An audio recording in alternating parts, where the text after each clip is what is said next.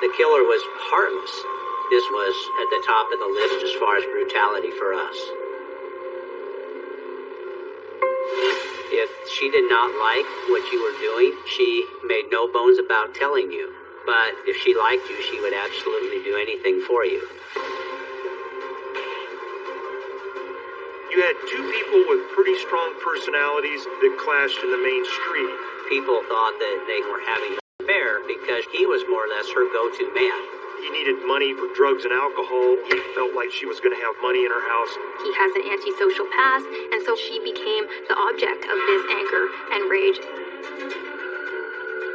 It was 1 in 28 quadrillion possibility it was a DNA match.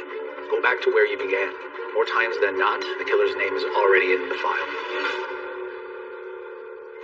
Every day in North America, dozens of people are murdered. The key to solving the toughest of these homicides lies in the final 24 hours of the victim's life. To crack the case, detectives must reconstruct that critical timeline. The minutes and hours containing evidence that can help unlock the mystery and catch the killer.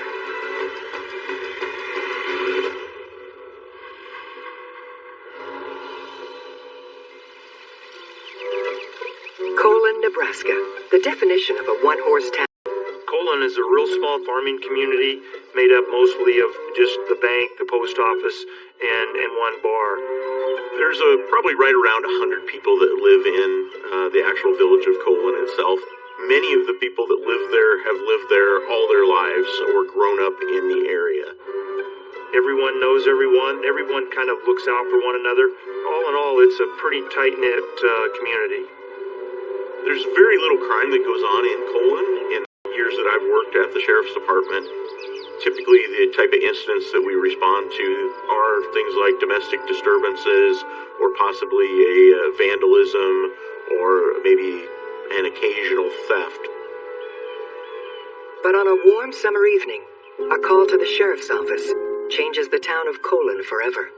The first notification we got was at 6:30 p.m. on June 30th, 2003.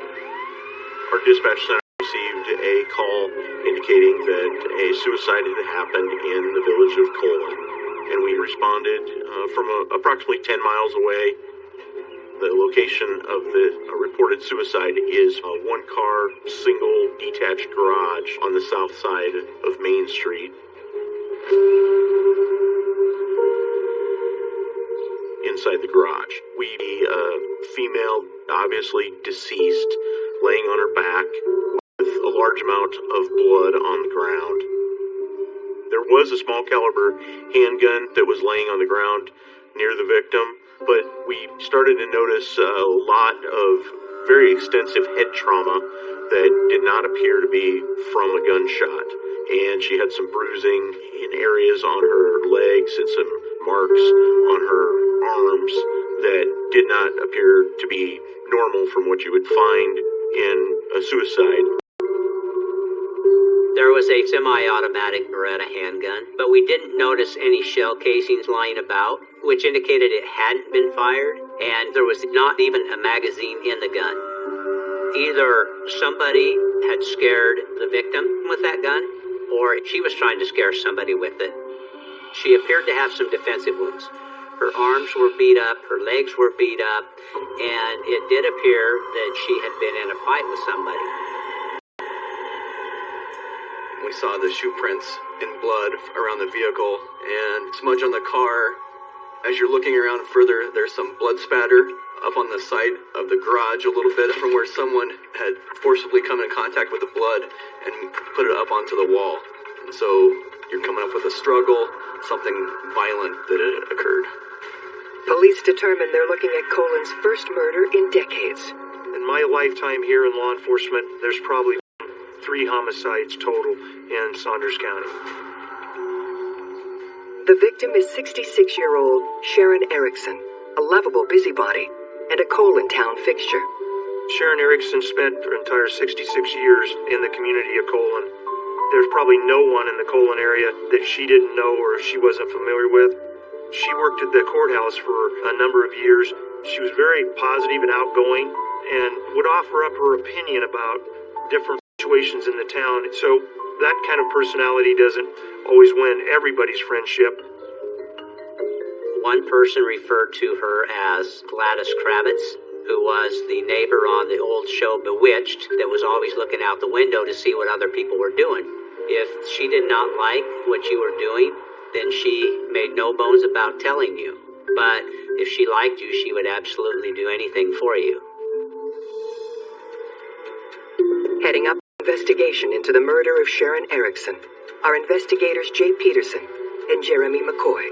We're trying to look for some clues that maybe would point to what actually happened. How did Sharon die, and what the circumstances surrounding that? It appeared that Miss Erickson had died from asphyxiation.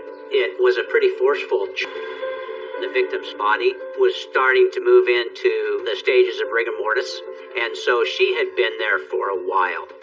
Based on all of the variables in this case, including rigor mortis, we can determine that Sharon was killed sometime between late in the evening on Sunday the 29th and early morning on Monday the 30th. To track down Sharon's killer, investigators will need to unravel the final 24 hours of her life. Her clothes seemed to be kind of disheveled, where her shirt was pulled up a little bit. Her underwear was exposed, so we thought, well, it's possible that Miss Erickson could have been sexually assaulted. However, she was also in a pretty good fight, so it was loose-fitting clothing that could have just come down through that sort of a struggle. So at that point, we weren't sure that she had been sexually assaulted, but we would let the pathologist collect the sex assault kit at autopsy. We located her purse, and in the purse we find a movie ticket to indicate that she'd been to a movie early in the afternoon on Sunday. We also find her cell phone in the car. Sharon didn't carry her cell phone with her everywhere. Her cell phone was for emergencies when she was driving, and so it was just left in the vehicle, and she rarely used that cell phone. Looking to build a narrative of the murder, officers turn their attention to Sharon's home. Sharon actually lived across the street from the garage, which was a little bit odd that her garage was on one side of Main Street and her residence was on the other side. Her ex-husband, Robert Erickson, gave her the property across the street that she built her garage on. And he had also given her that home that she lived in. There's a delivery slip from a food delivery service that's posted on the front door, and it says something to the effect that they're sorry that they missed Sharon, and it was dated at 1 o'clock on the day that she was found. The door was still open, and there was a newspaper that was just inside the door.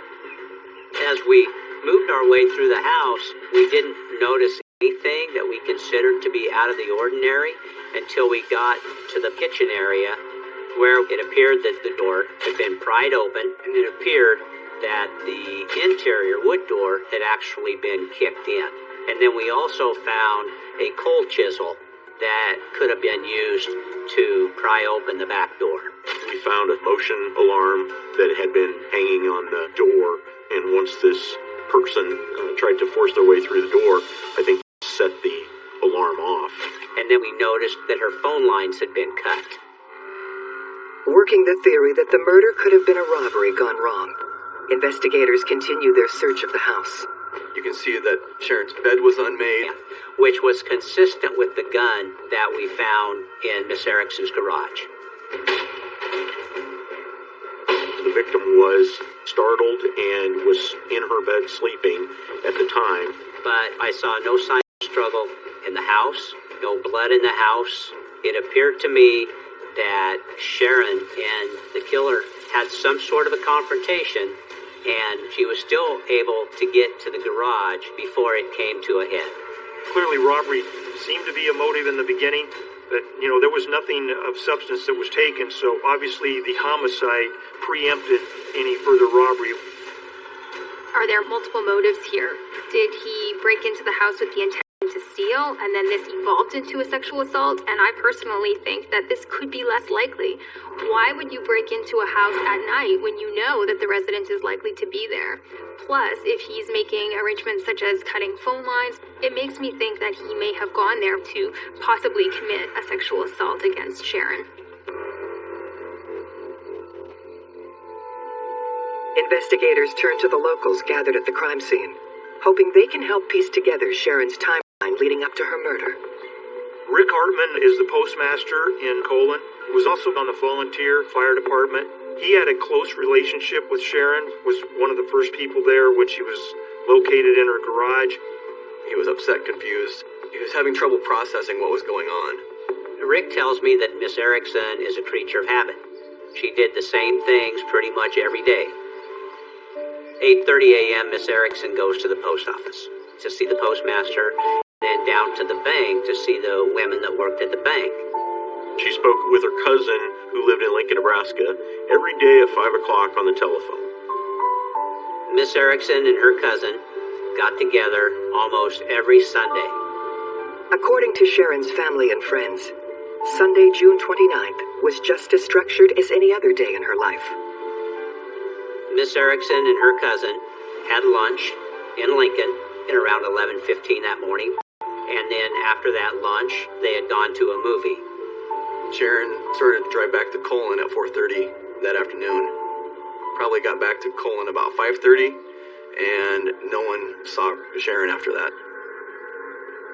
June 30th at about 8:30, Sharon would have normally gone to the post office and picked up her mail, and that didn't occur. She occasionally buys food from a Schwann's delivery driver, and he had stopped by her house about 1 o'clock. He thought she was around because her door was ajar, but he didn't find her, so he left her a note on her door. When Sharon's cousin called if they would go down and check on Sharon, they informed Rick Hartman, and he volunteered to come along to see if they could find anything. Not finding Sharon in the house, the locals move on to the garage. They could see that there was somebody laying on the floor of the garage, and then Rick Hartman yelled to the ladies from the bank to call 911 and get some help there. As investigators wrap up their interviews, they notice that Postmaster Rick is behaving in an increasingly odd manner. I mean, he was of some assistance, but then at the conclusion of that, he turned to the deputy and said, "Well, if you're not going to arrest me, I'm going to go home now." That wasn't something that we would normally hear from somebody who was just trying to help out. The fact that Rick challenges the police, if you're going to arrest me, go ahead and arrest me. Naturally, he's going to make himself a person of interest. In most circumstances, if someone was truly innocent and had nothing to hide, no involvement in this crime, they would be cooperative and forthcoming to clear themselves. So this cavalier, offhand attitude is naturally going to raise eyebrows. Some of the things that he said and did made him a person of interest fairly quickly.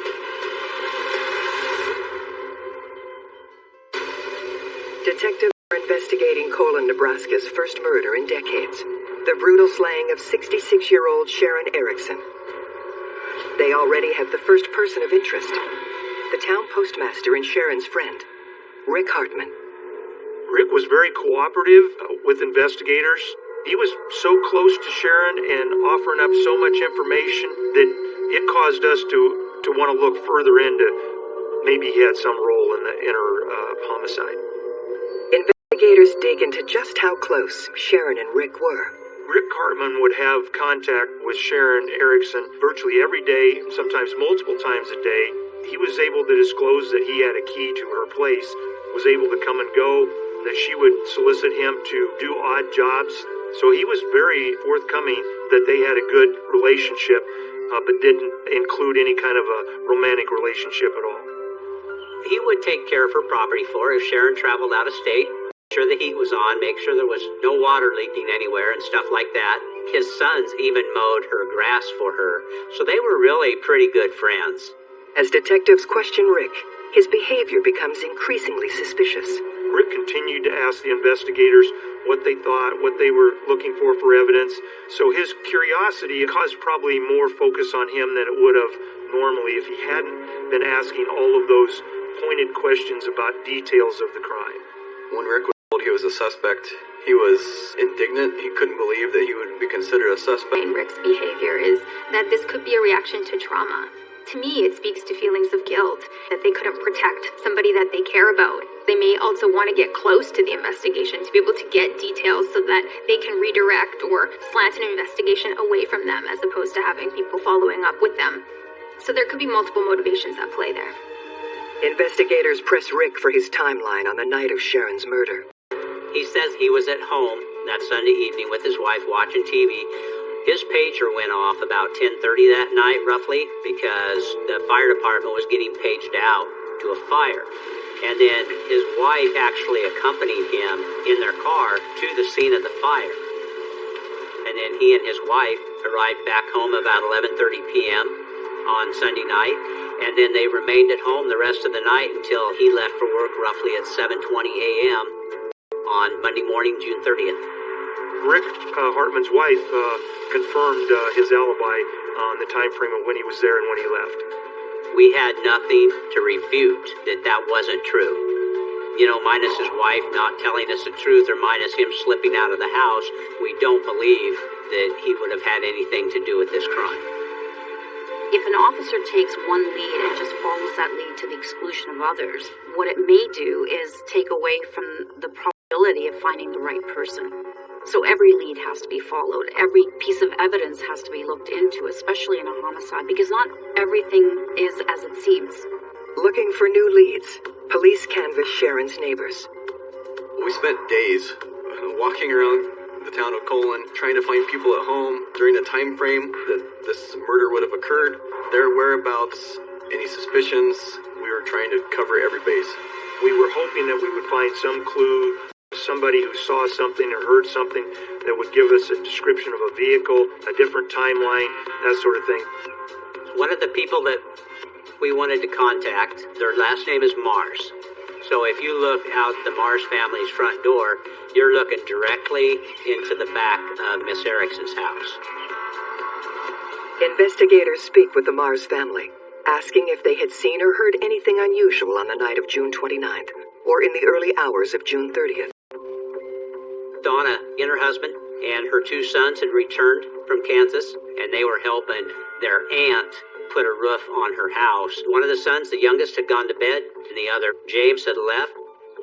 Donna told me that she was home that evening and had fallen asleep in the living room, and that she was there until James had returned home about 1:30 that night. And then after he returned home, she had gone to bed. Stone's throw away from Sharon's home certainly gave him an opportunity to have witnessed something or have participated in that homicide. He was certainly a person that we felt we need to cross off our list. James Mars was kind of a low-functioning individual. He did odd jobs, worked for a local farmer, but he didn't have any real consistent employment where he was required to be somewhere at a certain time and got off at a certain time. He was described as to be a heavy drinker. He drank a lot, so he had some alcohol violations, perhaps of driving under the influence of alcohol, but nothing more violent than that. Detectives questioned James about his timeline in the hours leading up to Sharon's murder. He seemed to be fairly reserved, fairly quiet. He just didn't seem to me as the kind of person that really wanted to talk much about anything. I had asked him about what he was doing the weekend of June 29th and 30th, and he said he and his brother had come back from Kansas, and they actually got back into town around 10:30 that Sunday night. James left Colon around 11:30 p.m., went into Wahoo to a friend's house to drink some beer. Was at his friend's house for approximately an hour, left around 12:30, and went to a bar in downtown Wahoo. After spending a little bit of time there, he said he moved over to another bar. However, when he got to that bar, it was roughly 1 o'clock in the morning, and it was last call. So it was at that point, he said that he drove home. And he said once he got home, about 1:30, which was consistent with what his mom said when he walked in, he said he drank a pop and watched TV for a little bit, and then he said he went off to bed. The next thing he remembers is his dad had to wake him up at 9 a.m. There were no immediate red flags, and the alibi was fairly solid where he was in Wahoo, who he talked with, that he went to the bar. We were able to confirm all of that. There was nothing which really tied James to Sharon. There was not a relationship between them. There was not a feud between them. There was not a lot of interaction between them. And so there wasn't anything specific tying him to the case. We were having trouble really getting a motive for why he would have killed Sharon. So him lacking a motive, his level of cooperation, caused us to focus more on other people than we were on James. With James Mars ruled out, police turned to the evidence from the crime scene, looking for clues that could lead them to Sharon's killer. The gun, after it was sent to the lab, came back. No fingerprints were retrieved. No DNA was found on the gun. And so that was basically a dead end. You're really struggling to figure out what happened, how it happened, who did it, and get some justice for them. I'm at my wit's end right here. I don't know where to go. The community was on a heightened state of alert because this sort of thing doesn't happen in a small town like Colon. People are afraid. People know that most people are murdered by somebody that they know. So then the question becomes is who in this small town is a killer? In the investigation into Sharon Erickson's murder, detectives have hit a dead end until the autopsy results breathe new life into the case. The cause of death was manual strangulation. Her hyoid bone had been broken, which takes a lot of force and pressure to the throat to break that bone. And so that's just another indication of what type of struggle she was in. The pathologist also determined that Miss Erickson had been sexually assaulted and the killer was heartless. This was at the top of the list as far as brutality for us. The amount of violence led us to think that it was someone who may have been close to her or someone who was very, very angry. And it was a very personal attack on Sharon. As investigators hunt for suspects with emotional connections to Sharon, a new witness throws the whole timeline of the murder into question. There was a young girl that delivered newspapers in the Colon area, and she had gone to Sharon's house to deliver the newspaper on June 30th. She had told her mother that when she had delivered the newspaper, she had seen a man chasing Miss Erickson out of her house and chased her over to her garage, and then that she had heard a couple of bangs. She initially couldn't describe Miss Erickson's killer very well, but she did say he was wearing dark blue jeans and a dark shirt. When the little girl dropped the paper off and when the women from the bank actually found the body, we're talking about an hour and 15 minutes to an hour and a half. And when we arrived on the scene of the crime, the blood was pretty dry, and it certainly was a crime scene that was older than 2 hours. Also, when the little girl mentioned 2 bangs, I just didn't believe it was likely this is what transpired. After further investigation, we were able to determine that she developed that memory, if you will, from listening to family members or people in the community talking about it. As police eliminate this one tip, more come in. Many people told us that we needed to talk to the truck drivers that would park their trucks on the street in front of her house and leave them idle, which irritated her because they're loud. One truck driver, Chuck, had his shop right next to what he had done was he tore it down and they hauled rock in there so they could park trucks on it. And that made her mad too, because apparently she was worried that her property was going to be damaged when they tore the building down. She wasn't scared or afraid of confrontation, and she would definitely let someone know if she didn't enjoy something that they were doing. He wasn't overly respectful of her, and she was pretty demanding.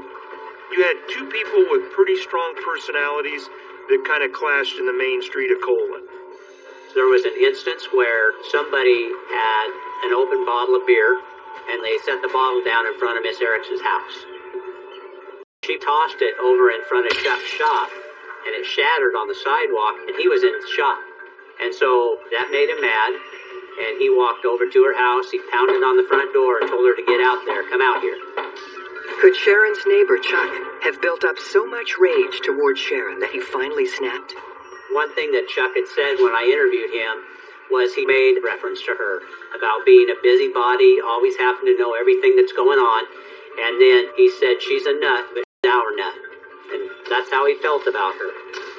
Not buying Chuck's story, investigators home in on where he was at the time of the murder. Chuck had told us that he had been out of town driving.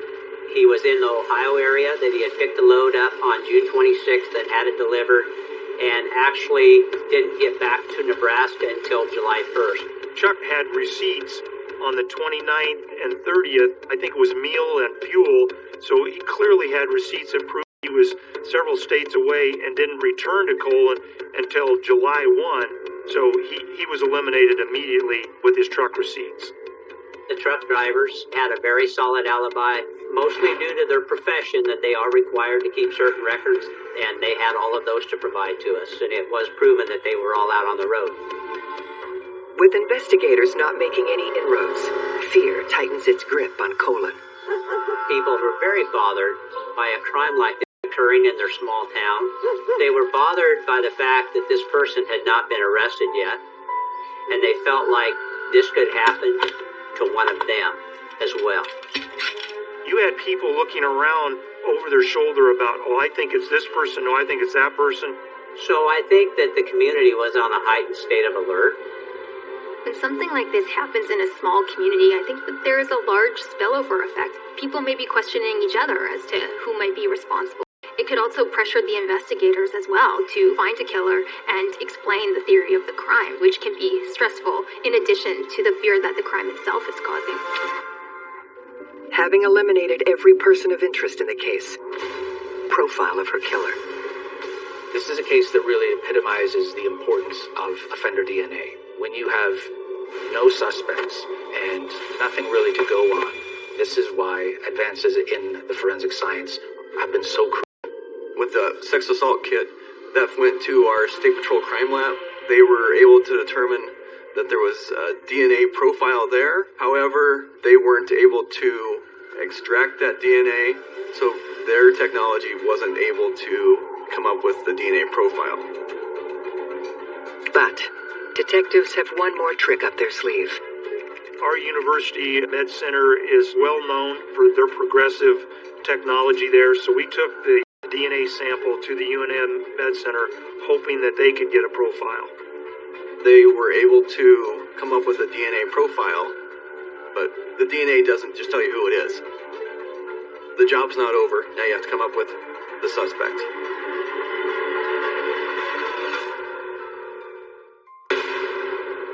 Just as police learn a DNA profile has been established for Sharon Erickson's killer, a previous suspect comes back on their radar.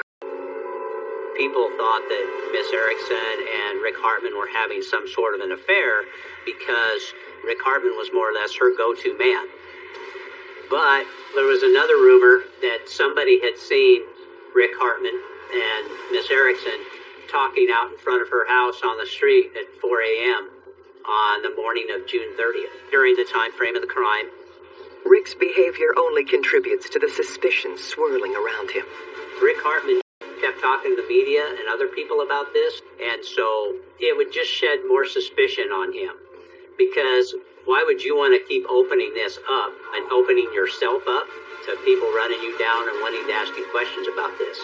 They may actually want the attention. They may want to go out, tell their story, and get that gratification from pulling one over on the investigators if they are in fact the killer. Then the media can be very useful in terms of capturing those reactions. The family of Sharon Erickson decided that they were going to have an estate sale where they were going to sell off a lot of her items. And at that estate sale, Mr. Hartman bought her bed and mattress. That caused a lot of conversation in the community. We were also contacted after that by a mother whose daughter indicated that she saw Rick Hartman at the sale. The daughter became scared and cowered behind her mother, and also, since that point, had not wanted to go into the post office. For some reason, she was scared of Mr. Hartman. She was the same girl who had also had the story after the murder about seeing Sharon being chased across the street.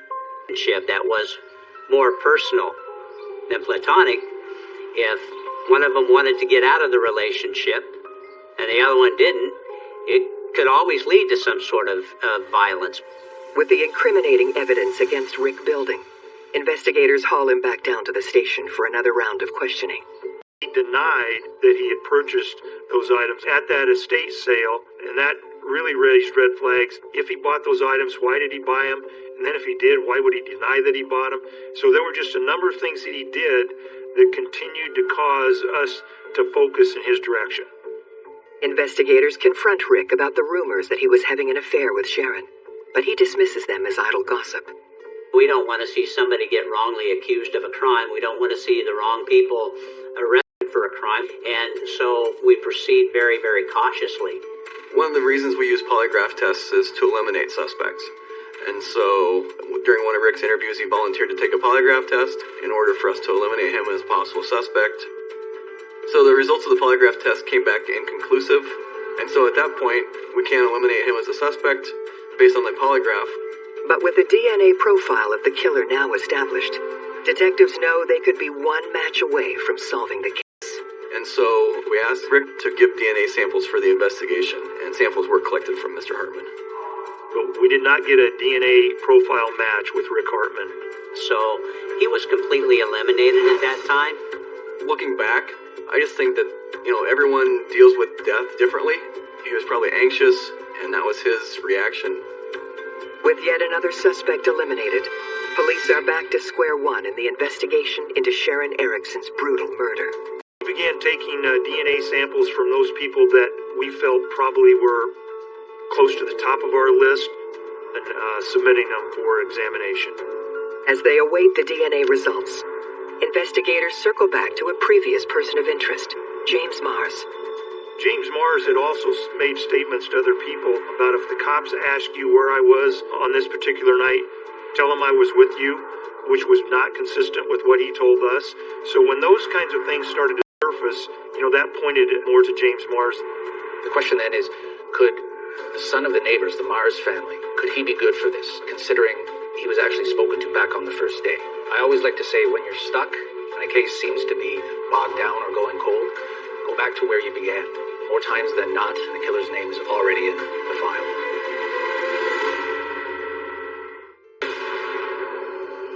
After a series of dead ends and false starts in the murder investigation of 66-year-old Sharon Erickson, her neighbor, James Mars, has come back. She had told me that they'd been girlfriend-boyfriend for about 2.5 years, and they had a child together. But they weren't living together. When James left the bars in Wahoo and had gotten home the night of the crime, he called his girlfriend about 1:30 that night. He started confronting her about possibly seeing other men, and I think that the two of them had gotten into an argument on the telephone. The call lasted about 10 minutes that night, and then the girlfriend ended up hanging up on James. He was angry. Part of me thought that he wanted to go meet his girlfriend, but she maybe wasn't interested, and he was stewing a little bit, and then he left the house again. He was out of money. He wasn't a wealthy person, and perhaps he thought Miss Erickson might be an opportunity for him to get some, and he went over her fence and then broke into her house. When the DNA results from the list of suspects come in, they confirm the investigators' new theory. The DNA matched to James Mars. It was 1 in 28 quadrillion possibility of someone else. And so there was a lot of relief. That's the nail in the coffin. We know we had the right guy, and we've got scientific evidence that's going to support it. We were, frankly, over the top happy with where we were going. Having tied James Mars to Sharon Erickson's murder, police move in to arrest him. We decided to arrest him early in the morning before he went to work and to try to catch him off guard, which we did. While in custody, investigators question James about Sharon's murder, but he isn't talking. He acted surprised. He couldn't believe that he was being arrested for this. He claimed that he had nothing to do with it. You've got the wrong guy. This is BS. I'm not going anywhere. I want a lawyer. And then he was taken down to the Nebraska Department of Corrections. There were some other inmates there that James had actually confessed to, that he had actually committed this homicide. With James's jailhouse confession, investigators are able to piece together Sharon Erickson's final 24 hours. On the night of June 29, 2003, at 11:30, James Mars left Colon, went to Wahoo to a friend's house where they drank some beer, and then eventually went to a bar after that. And then at 1:05, James Mars went to the Oasis bar in Wahoo, tried to get a drink. It was after hours, so they did not serve him. He left shortly thereafter. And he arrived back at his house roughly at 1:20 a.m. on Monday morning, June 30th. James calls his girlfriend about 1:30 a.m. James and his girlfriend have a fight, and they have about a 10-minute conversation. James is pretty... James leaves the house, and he goes over to Miss Erickson's house. So he jumps the fence in her backyard. He cuts the phone lines first, and then pries open the back door. Sharon is waking up, and Sharon has been able to get dressed, or at least get her shoes on. At that time, she confronts James Mars about breaking into her house. I think Sharon may have picked up the telephone to call the police and found it was dead, and so her only option was to drive somewhere. She had to get to her car. Sharon runs to the garage, where James catches up with her. James confronted her and realized at some point that that gun wasn't loaded, and at that point he beat her and sexually assaulted her in that garage. She fought back and was trying to defend herself, but she was just overcome. We concluded that she was killed before 3 o'clock in the morning. The one piece that still doesn't make sense to investigators is James's motive for the murder. He'd been drinking, consumed some cocaine, and he'd been in a fight with his girlfriend. He was angry. That probably all came to a head, especially after he had a gun pointed at his head and was probably yelled at by Sharon as well. And so that probably just made him more angry. He needed money for drugs and alcohol, so he felt like Sharon was going to have money in her house, and then he assaulted her physically and sexually. But why was it necessary to kill her? James Mars went there deliberately to commit a sexual assault against Sharon because an older woman is an easy target, someone who's a vulnerable victim, and the amount of violence reflects his background.